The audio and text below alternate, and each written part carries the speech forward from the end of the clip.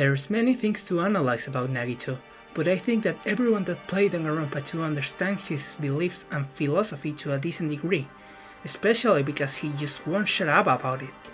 However, I feel like there's a lot of depth to his character unexplored, hidden beneath what he says explicitly. In concrete, I'm referring to Nagito's desires and frustrations, and the way he copes with the cards he was dealt with in life. However, to truly understand Nagito, we must first examine how his philosophy came to be, destroying the facade he puts up in order to truly comprehend the reasoning behind his actions. And of course, everything starts with luck. Ever since he was born, Nagito has been stuck in a cycle. For anything bad that happened to him, there comes something good to balance things out, and vice versa. Luck defines him, but good and bad. Living that way made him believe that the world operated under such a logic as well, and this slowly destroys him from the inside, because no matter how many good things he gains, he will lose many more in the process. The death of his dog, of his family, his medical conditions, these are the tragic events he speaks of during his free time events. Whether you believe he's telling the truth or not isn't important, because the fact that he has paid a great price for his luck is undoubtable. Nagito is a slave to fate. He has given up trying to go against it. He was born like this, and he has grown to despise himself for it.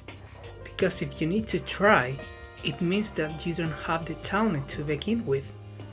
Nagito despises effort, despises the arrogant will of the weak to push onwards, knowing that they're inferior, because he sees himself in them, ashamed of his attempts to defy fate, to defy luck.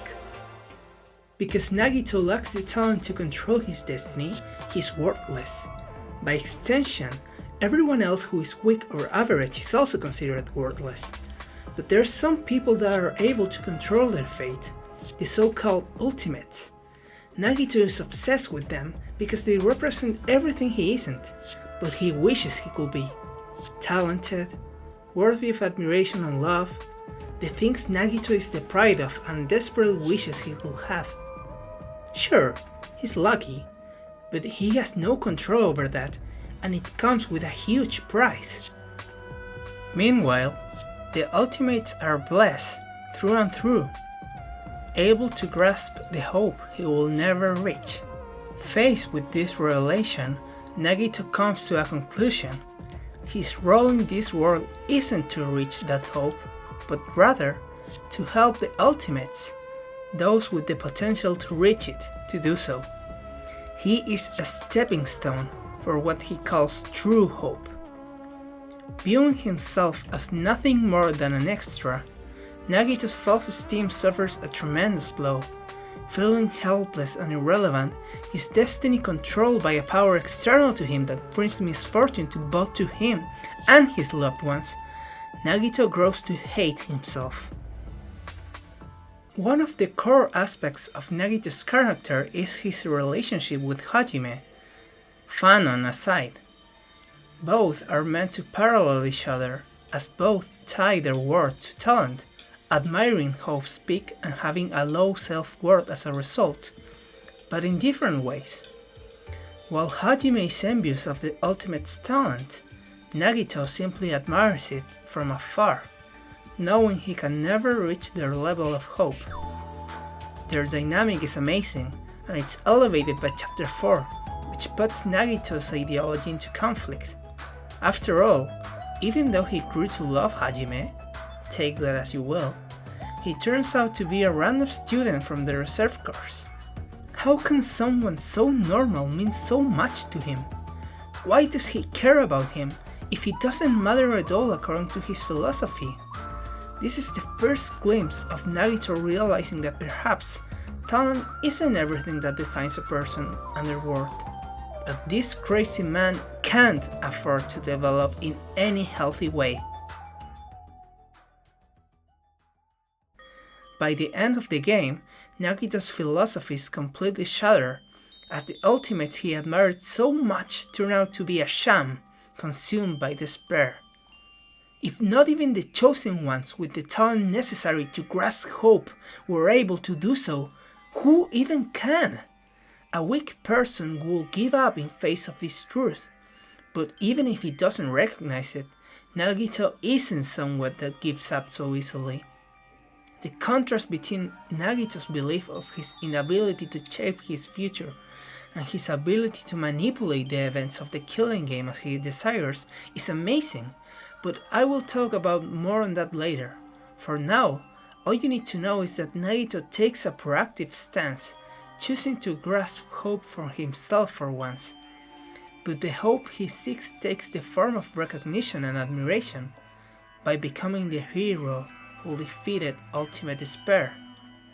A very childish mindset, but one that revealed his longing for approval as a replacement to a lack of connection to others. Whatever the case, going back to his parallels with Hajime, both characters tie worth to talent, but while Hajime's failure of reaching it affects his perception of himself, Nagito has found a different way of coping with his lack of talent. As said before, unlike Hajime, who keeps trying, Nagito has given up and settled on the role of an extra. But in a way, he finds solace in the role he assigned to himself. Sure, perhaps he will never be able to reach true hope, but he can help those blessed with talent to do so. That must count for something. That must give his life meaning. Nagito is obsessed with hope and talent because they are the few things that make him feel like his existence has purpose. They are what helps him cope with his horrible circumstances, what keeps him going. But this is just a coping mechanism, a facade, because in truth, Nagito hates talent. Nagito hates hope. I know many people dislike Danganronpa 3, and don't get me wrong, it's pretty flawed, but I still quite like it, for the snippets of brilliance it has. But I'm here to talk specifically about Nagito, and I found his character was quite deepened by his portrayal in the OVA, in which he stars as the main character. As the simulation serves as an insight in the mind of the students in the pods, we have a look inside the lucky students' world, and it's surprising. Nagito has lost the good luck that defines him, with only bad luck remaining. He's not an ultimate anymore, just a normal person with some tough luck. And due to that, his philosophy is the complete opposite of what it is in the real world. Nagito hates talent because it creates problems. It's the root of inequality. What Nagito wants for himself is happiness, and in this world, he believes even those who are average like himself can achieve it in some form. But talent gets in the way of that.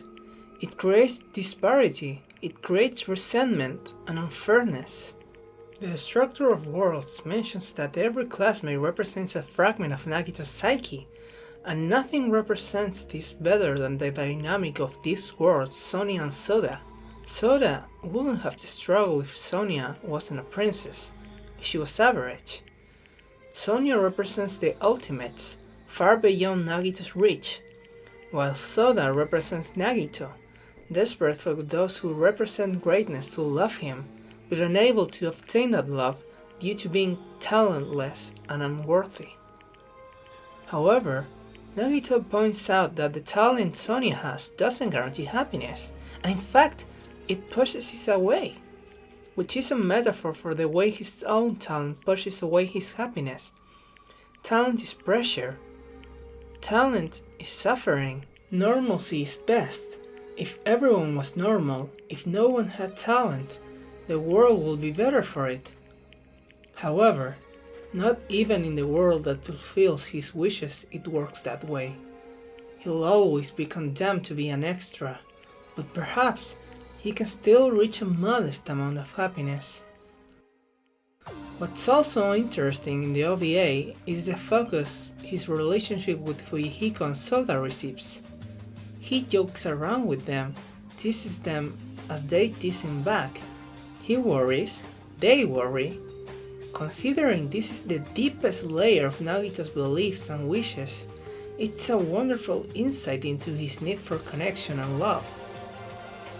In the OVA's world, instead of having to stay away from those he loves in fear of his luck harming them, he absorbs the bad luck, believing that this leaves more good luck for the rest.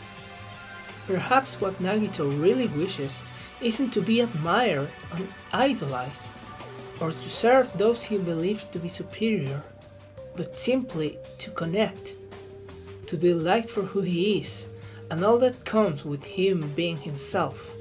As Fuyuhiko says when Nagito apologizes for being a complete weirdo, it's okay, it's who you are.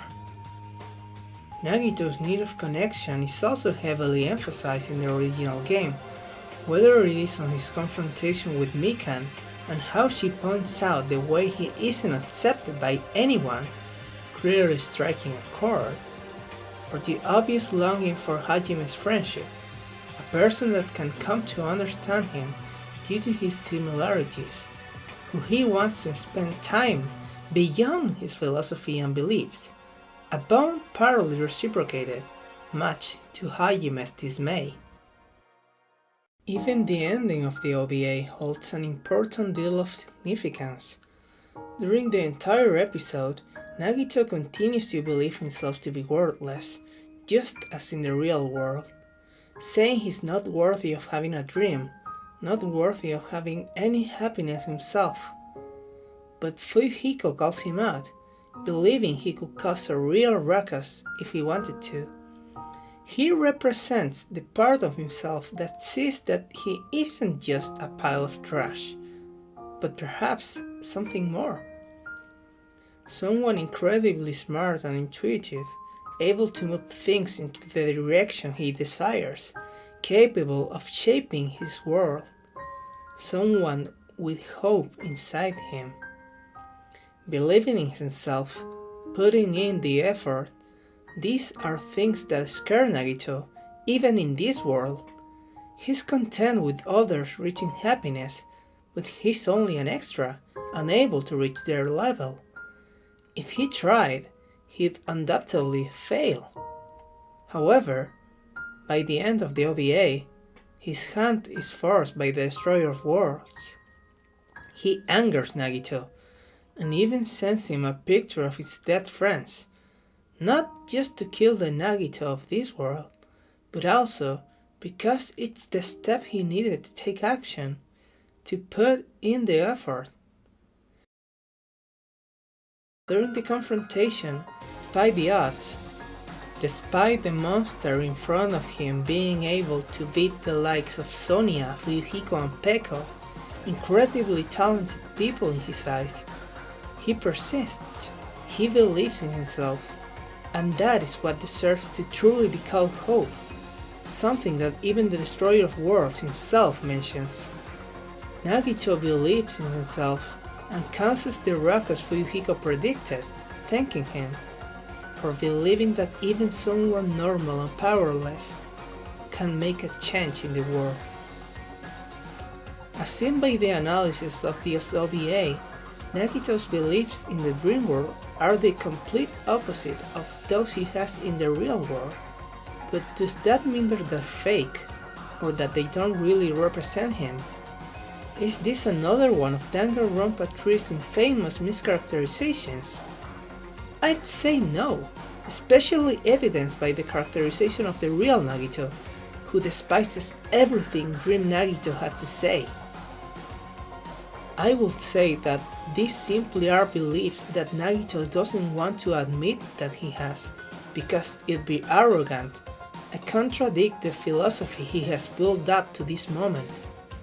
Despite Dream Nagito reaching his full potential by grasping the true meaning of hope, the real Nagito is against this, because, in his words, it simply isn't who he is. What he saw isn't a possibility for himself in the real world, but rather an illusion, a shameful and naive desire to obtain something that he doesn't deserve. And the saddest part of this is that he's right. at least about the mistakes Dream Nagito commits. Even if he tries to lead a normal life, by blaming talent for the pain he has to live in, he won't be happy. Because the world is unfair. Dreams are dreams, and no matter how good they are, one must wake up from them in order to move forward and reach the future. The OVA finishes with Nagito accepting reality, accepting his fate as a being at the hands of luck, without anything he can do about it. But is reality as hopeless as that? Nagito refuses to stop believing in hope.